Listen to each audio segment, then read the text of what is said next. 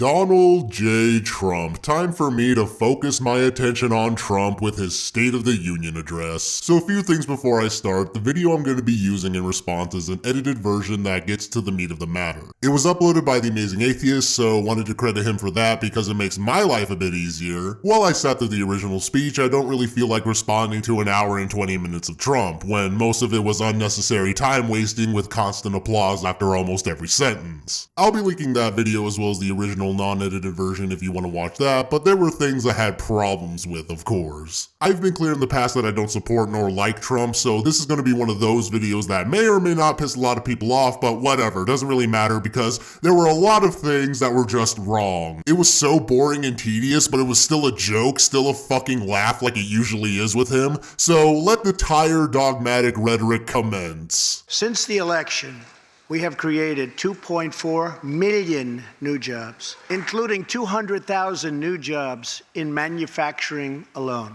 After years and years of wage stagnation, we are finally seeing rising wages. Not by much. I'm not seeing the huge rise in wages like you're purporting here, that huge spike. It's been slowly rising, sure, but nowhere near what the majority of the American people actually want, and nowhere near what you're trying to make it sound like. Unemployment claims have hit a 45-year low. And something I'm very proud of, African American unemployment stands at the lowest rate ever recorded, and Hispanic American unemployment has also reached the lowest levels in history. Okay, so that doesn't really mean much either because the unemployment rate doesn't mean jack when you don't look into the jobs people are actually working at. The quality of these jobs, what they're being paid, how many hours they're being given. Unemployment is down. Isn't that great that people have to go to these less than suitable jobs that they have to tolerate in order to earn the most basic of necessities for living, nibbling off the crumbs of these gluttonous companies and corporations? So it's pretty much the same then. Whee, how wonderful. Small business confidence is at an all-time high. The stock market has smashed one record after another, gaining $8 trillion and more in value in just this short period of time. The great news for Americans, 401k, retirement pension, and college savings accounts have gone through the roof. And just as I promised the American people from this podium 11 months ago, we enacted the biggest tax cuts and reforms in American history. So that's a downright lie. I don't know why he said that, but no, the biggest tax cut is still the Economic Recovery Tax Act of 1981, enacted by Ronald Reagan. So your tax cut actually doesn't come close to that, but most know rich fat cat Republicans like yourself don't want to pay for higher taxes, so it's more tax cuts for the wealthy. Our massive tax cuts provide tremendous relief for the middle class and small business. To lower tax rates for hardworking Americans, we nearly doubled the standard deduction for everyone. Now the first $24,000 earned by a married couple is completely tax-free. We also doubled the child tax credit. A typical family of four making $75,000 will see their tax bill reduced by $2,000, slashing their tax bill in half. This will be the last time you will ever file under the old and very broken system, and millions of Americans will have more take-home pay starting next month, a lot more. We eliminated an especially cruel tax that fell mostly on Americans making less than $50,000 a year, forcing them to pay tremendous penalties simply because they couldn't afford government-ordered health plans. We repealed the core of the disastrous Obamacare. The individual mandate is now gone. We slashed the business tax rate from 35% all the way down to 21%, so American companies can compete and win against anyone else anywhere in the world. These changes alone are estimated to increase average family income by more than $4,000. A lot of money. Small businesses have also received a massive tax cut and can now deduct 20% of their business income. Since we passed tax cuts, roughly 3 million workers have already gotten tax cut bonuses, many of them thousands and thousands of dollars per worker, and it's getting more every month, every week. Apple has just announced it plans to invest a total of $350 billion in America and hire another 20,000 workers. Again, that's just not true. Apple's investment is actually closer to $38 or $50 billion for 2018, not $350 billion off the bat. That's a gross exaggeration, and you're making it sound like it's happening right here, right now, when the money they're investing in the next 5 years might be around $350 billion total. But Apple itself is known for going through elaborate means to try and avoid taxes from overseas and other countries. But yay, thanks Apple, you're the good guys. Remember when Trump gave Hillary Clinton shit for being in the pocket of the establishment, and rightfully so, but yet here he is being part of the establishment and helping out corporations? So thanks, you fucking hypocrite. And just a little while ago, ExxonMobil announced a $50 billion investment in the United States. Just a little while. For the last year, we have sought to restore the bonds of trust between our citizens and their government. Working with the Senate, we are appointing judges who will interpret the Constitution as written, including a great new Supreme Court justice and more circuit court judges than any new administration in the history of our country. We are totally defending our Second Amendment and have taken historic actions to protect religious liberty. Religious liberty, because religion and religious people, despite Christianity still being the majority religion in America, are still so persecuted, right? We're still spreading this lie, this bullshit claim, when history has shown the opposite. I mean, separation of church and state my fucking ass, because our country has always had a bias with religion. Why isn't it we haven't taxed churches yet? Why? Why haven't we done that yet? Seems about fucking time to me, but please continue. And we are serving our brave veterans, including giving our veterans choice in their health care decisions. Last year, Congress also passed, and I signed, the landmark VA Accountability Act. Since its passage, my administration has already removed more than 1,500 VA employees who failed to give our veterans the care they deserve, and we are hiring talented people who love our vets as much as we do. And I will not stop until our veterans are properly taken care of, which has been my promise to them from the very beginning of this great journey. All Americans deserve accountability and respect, and that's what we are giving to our wonderful heroes, our veterans. Thank you. So tonight I call on Congress to empower every cabinet secretary with the authority to reward good workers and to remove federal employees who undermine the public trust or fail the American people.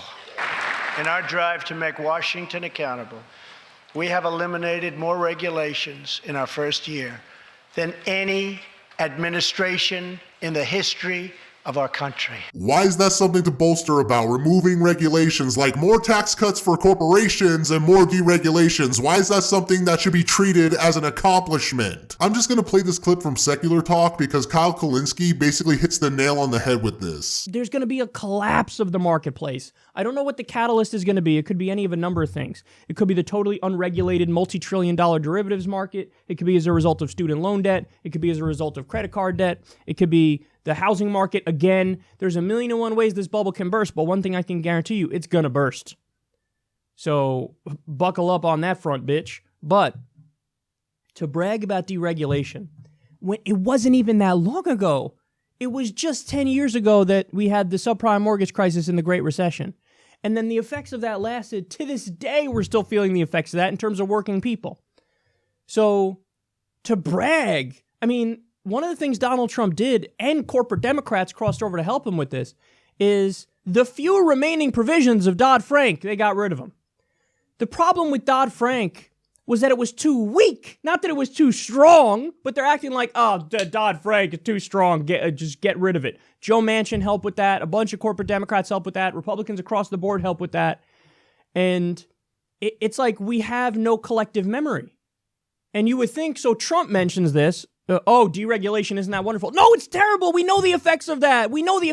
It's like you're taking the refs out of the game. You take the refs out of the game and there's going to be fucking chaos. But the Democrats had nothing to say in response to this. And the media had nothing to say in response to this. In a world that made sense, where you had a media that did its job and an opposition party that did its job, they wouldn't let this comment go. We have ended the war on American energy, and we have ended the war on beautiful, clean coal. Beautiful, clean coal, huh? Well, beautiful and clean are two words I wouldn't use to describe coal. We are now very proudly an exporter of energy to the world. In Detroit, I halted government mandates that crippled America's great, beautiful auto workers so that we can get Motor City revving its engines again, and that's what's happening. Many car companies are now building and expanding plants in the United States, something we haven't seen for decades. Chrysler is moving a major plant from Mexico to Michigan. Toyota and Mazda are opening up a plant in Alabama, a big one, and we haven't seen this in a long time. Yeah, glad to know you help the auto industry exploit more workers because they don't have to worry about certain regulations. Another win to these companies, great. Very soon, auto plants and other plants will be opening up all over our country. This is all news Americans are totally unaccustomed to hearing. For many years, companies and jobs were only leaving us. But now they are roaring back, they're coming back, they want to be where the action is, they want to be in the United States of America. That's where they want to be. Exciting progress is happening every single day. To speed access to breakthrough cures and affordable generic drugs, last year, the FDA approved more new and generic drugs and medical devices than ever before in our country's history. We also believe that patients with terminal conditions, terminal illness, should have access to experimental treatment immediately that could potentially save their lives. Yeah, potentially. So keep in mind what he just said. Have access and should be treated immediately. So they want to use you as a guinea pig because you're dying, and instead of using resources to help find cures and provide actual affordable care to people, they want to try out this vague experimental treatment that I'm sure is voluntary. But yeah, let's just have faith in these vague treatments that may or may not work. People who are terminally ill should not have to go from country to seek a cure. I want to give them a chance right here at home. It's time for Congress to give these wonderful, incredible Americans the right to try. One of my greatest priorities is to reduce the price of prescription drugs. In many other countries, these drugs cost far less than what we pay in the United States, and it's very, very unfair. Yes, please. I do agree with this, although I find it unlikely that this will actually happen, but there is truth in what he's saying here, and I agree with this statement. That is why I've directed my administration to make fixing the injustice of high drug prices one of my top priorities for the year. And prices will come down substantially. Watch. America has also finally turned the page on decades of unfair trade deals that sacrificed our prosperity and shipped away our companies, our jobs, and our wealth. Our nation has lost its wealth, but we're getting it back so fast. Yeah, our nation is losing a lot of money, but don't worry, we're trying our best to get more, to get it back. Once again, another vague statement. But this time it's to have this false sense of security, pat everyone on the head and go, it's fine, don't worry about it. The era of economic surrender is totally over. From now on, we expect trading relationships to be fair and, very importantly, reciprocal. We will work to fix bad trade deals and negotiate new ones, and they'll be good ones, but they'll be fair. And we will protect American workers and American intellectual property through strong enforcement of our trade rules. As we rebuild our industries, it is also time to rebuild our crumbling infrastructure. America is a nation of builders. We built the Empire State Building in just 1 year.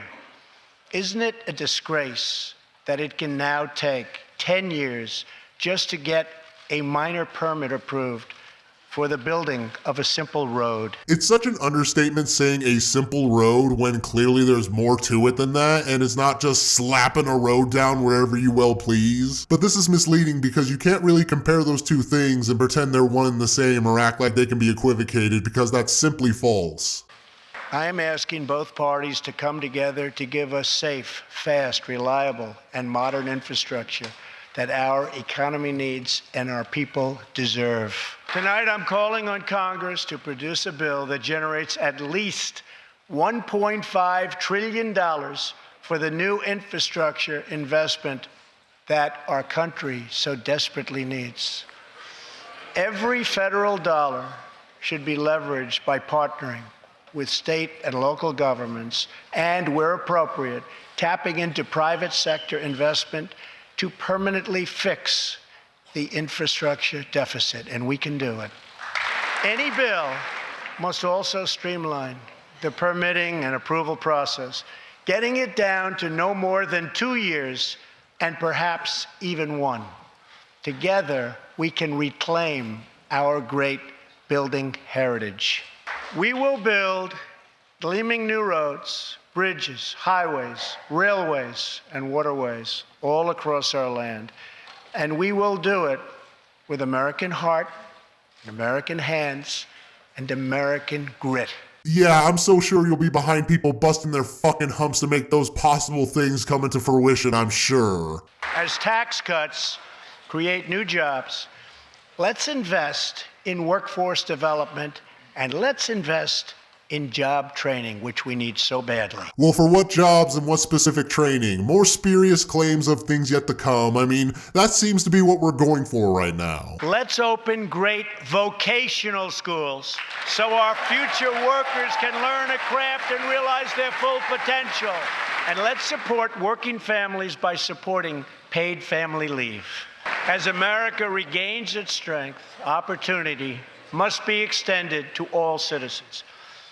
That is why this year we will embark on reforming our prisons to help former inmates who have served their time get a second chance at life. Struggling communities, especially immigrant communities, will also be helped by immigration policies that focus on the best interests of American workers and American families.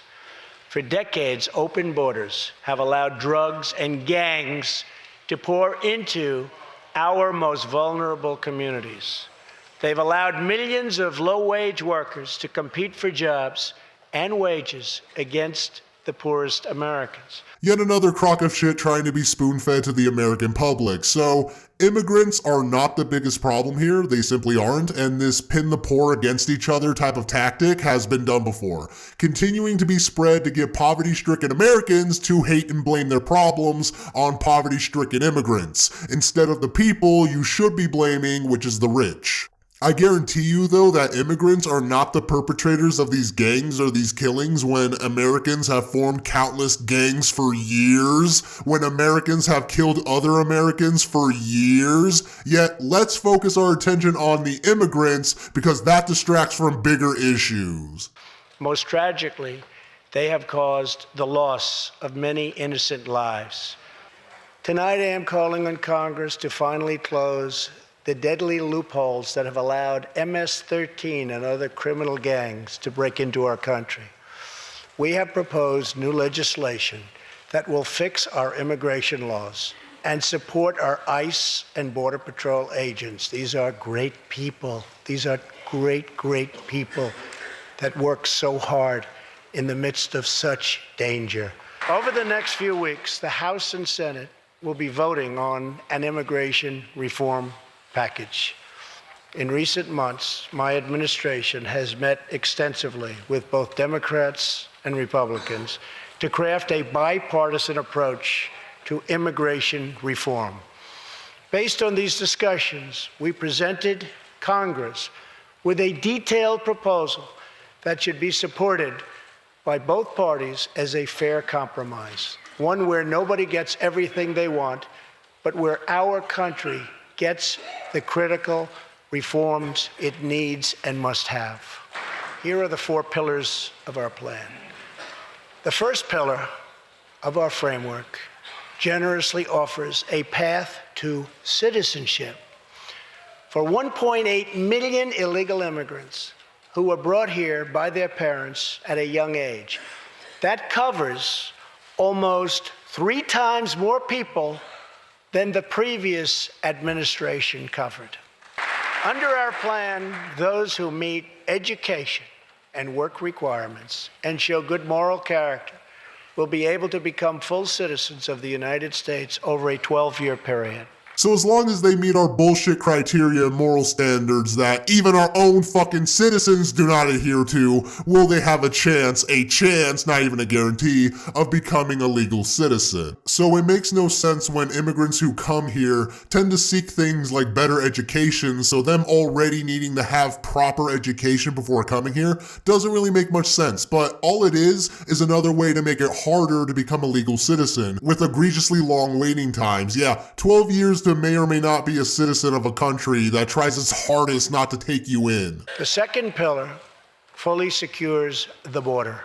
That means building a great wall on the southern border, and it means hiring more heroes like CJ to keep our communities safe. Ah yes, the great flawed wall that I'm sure will keep out 100% of people trying to come into this country. Like, it's inconsequential really, because they'll find ways around it, over it, under it. They'll be able to find a weakness to exploit, so this doesn't solve anything. The wall is not a permanent solution to this problem. It's a fucking delusional pipe dream. Crucially, our plan closes the terrible loopholes exploited by criminals and terrorists to enter our country, and it finally ends the horrible and dangerous practice of catch and release. The third pillar ends the visa lottery, a program that randomly hands out green cards without any regard for skill, merit, or the safety of American people.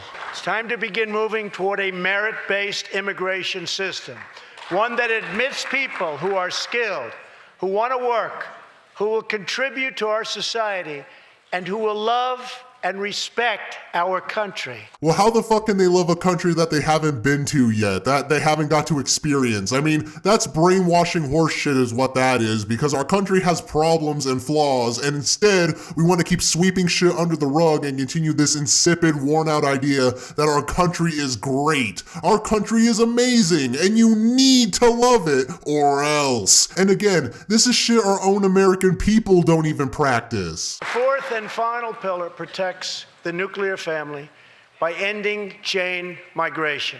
Under the current broken system, a single immigrant can bring in virtually unlimited numbers of distant relatives. Under our plan, So the bullshit train just isn't ending anytime soon, is it? So while the system is indeed broken, it's still demonstrably false, since requesting for family members into another country is a whole other process in and of itself, on top of migrating for individuals. But even under our current process, that shit doesn't happen. So again, more misleading emotional appeal rhetoric to boil the American people's blood on the issue of immigration. we focus on the immediate family by limiting sponsorships to spouses and minor children. This vital reform is necessary not just for our economy, but for our security and for the future of America. In recent weeks, 2 terrorist attacks in New York were made possible by the visa lottery and chain migration. In the age of terrorism, these programs present risks we can just no longer afford. It's time to reform these outdated immigration rules and finally bring our immigration system into the 21st century. These 4 pillars represent a down-the-middle compromise and one that will create a safe, modern, and lawful immigration system. For over 30 years, Washington has tried and failed to solve this problem. This Congress can be the one that finally makes it happen.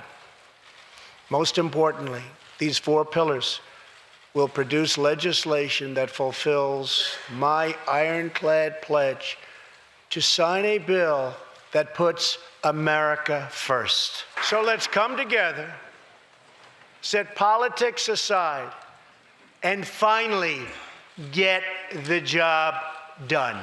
These reforms will also support our response to the terrible crisis of opioid and drug addiction. Never before has it been like it is now. It is terrible. We have to do something about it. In 2016, we lost 64,000 Americans to drug overdoses, 174 deaths per day, 7 per hour.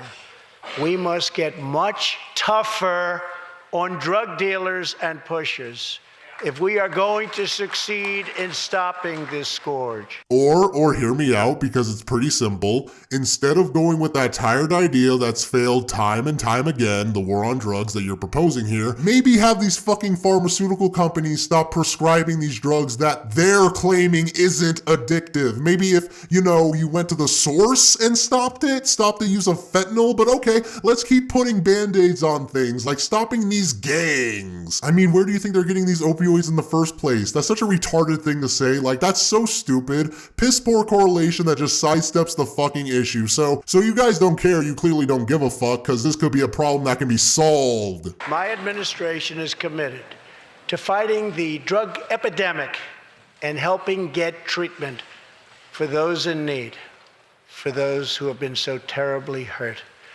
The struggle will be long and it will be difficult, but as Americans always do, in the end, we will succeed, we will prevail. Or, we could start regulating more drugs like smart people, but, well, then we wouldn't have people we could keep in prison for that shit. So, nah, fuck that. We'll continue the tired bullshit tradition like the good little puppets we are. As we rebuild America's strength and confidence at home, we are also restoring our strength and standing abroad. Around the world, we face rogue regimes, terrorist groups, and rivals like China and Russia that challenge our interests, our economy, and our values. In confronting these horrible dangers, we know that weakness is the surest path to conflict, and unmatched power is the surest means to our true and great defense. For this reason, I am asking Congress to end the dangerous defense sequester and fully fund our great military. Yeah, our military that already gets more than enough funding. Yeah, let's just blindly throw more money at it. More of that hard-earned taxpayers' money instead of fixing things like our awful fucking education system, which would have been the first thing more funding would go to, but of course not more military, because we want more of an authoritarian type of state, right?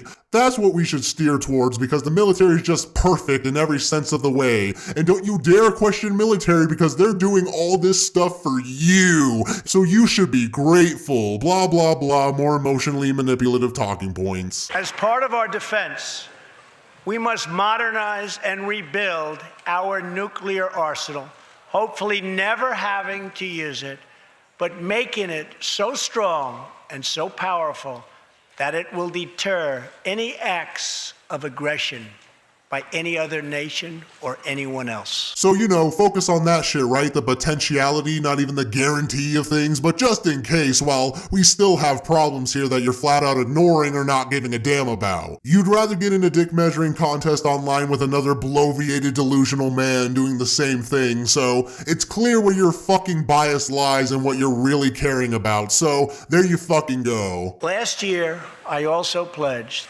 that we would work with our allies to extinguish ISIS from the face of the earth.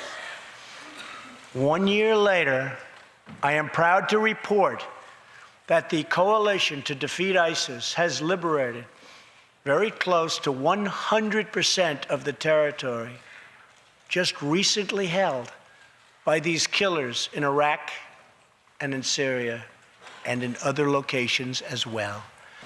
But there is much more work to be done. We will continue our fight until ISIS is defeated. So continue with the stupid war on terror, that's great, even though we took back most of the territory from these terrorists, so what, are we just weeding out the last ones or what? Or is it that you can use ISIS as your big fuck-off villain you can point at and go, see, we're fighting them, we're fighting the bad guys as we always do, don't worry, again, we're working on it. Terrorists who do things like place bombs in civilian hospitals are evil.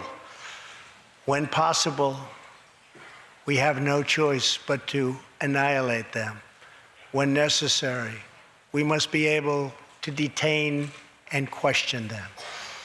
But we must be clear, terrorists are not merely criminals. They are unlawful enemy combatants. And when captured overseas, they should be treated like the terrorists they are.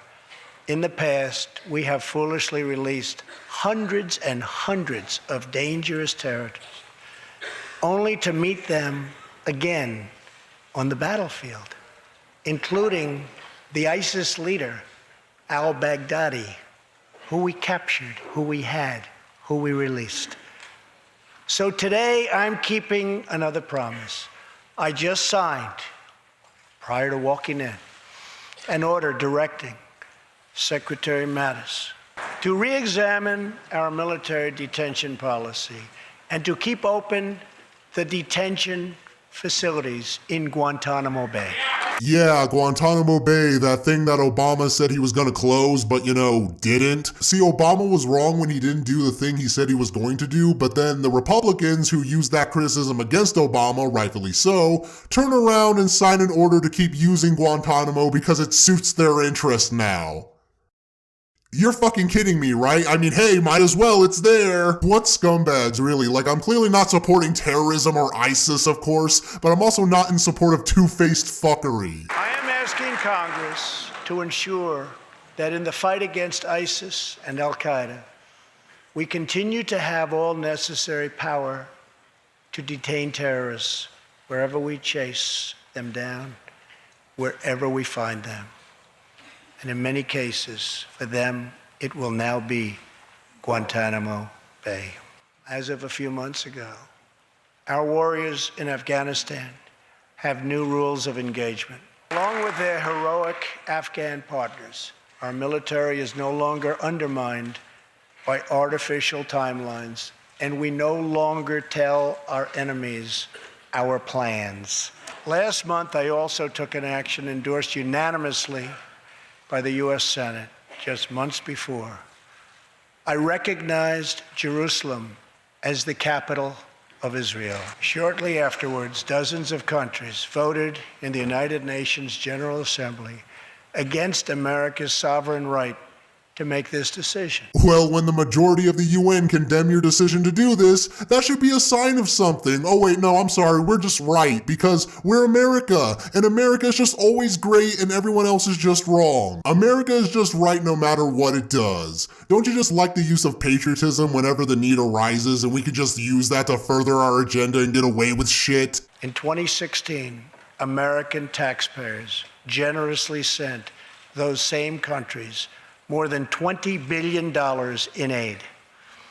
That is why tonight I am asking Congress to pass legislation to help ensure American foreign assistance dollars always serve American interests and only go to friends of America, not enemies of America. As we strengthen friendships all around the world, we are also restoring clarity about our adversaries. When the people of Iran rose up against the crimes of their corrupt dictatorship, I did not stay silent. America stands with the people of Iran in their courageous struggle for freedom. I am asking Congress to address the fundamental flaws in the terrible Iran nuclear deal. My administration has also imposed tough sanctions on the communist and socialist dictatorships in Cuba and Venezuela. But no regime has oppressed its own citizens more totally or brutally than the cruel dictatorship in North Korea. North Korea's reckless pursuit of nuclear missiles could very soon threaten our homeland. Ah, great, wonderful, terrific. Glad to know that it might escalate at some point. Neat. Good to know that you had absolutely nothing to do with it, Donald, beating your fucking chest in and kept poking the bear with a stick. Yeah, good to know that our American government is taking the proper course of action on this. We are waging a campaign of maximum pressure to prevent that from ever happening. Past experience has taught us that complacency and concessions only invite aggression and provocation. I will not repeat the mistakes of past administrations.